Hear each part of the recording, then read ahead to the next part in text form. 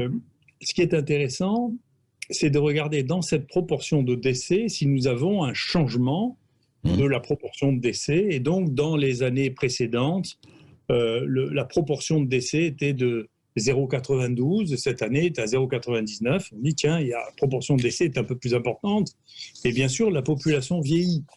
Donc, on a regardé, ça c'est des chiffres que je vous livre en premier, hein, Oui. on a regardé par tranche d'âge quelle était l'évolution de la mortalité.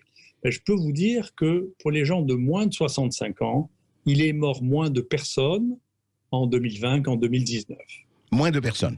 D'accord. Oui.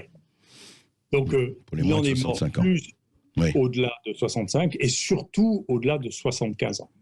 D'accord. Donc, il y a une surmortalité qui est notable dans les moins de 75 ans. Il n'y a absolument aucune surmortalité dans les gens de moins de 65 ans. Donc, ça permet de recibler maintenant au milieu des affolements. Il y a des gens qui ont 28 ans qui sont en réanimation. Regardez, ça meurt partout.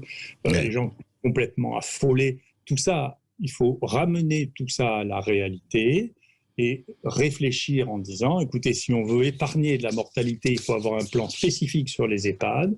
Il faut avoir, nous, on s'est fait retoquer 2 demandes d'évaluation thérapeutique dans les EHPAD par des comités de protection des personnes qui nous ont fait des remarques qui nous ont fait mourir de rire en disant qu'il fallait vérifier qu'on savait faire de la recherche clinique.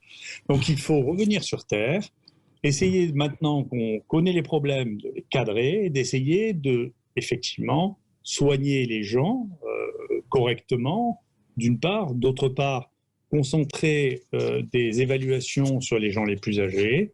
Donc voilà une donnée qu'on a. Deuxième donnée qu'on a, qui est une donnée de l'État aussi, c'est que globalement, le niveau de mortalité a été très significativement plus important en Île-de-France, toutes choses étant égales par ailleurs, que partout ailleurs en France.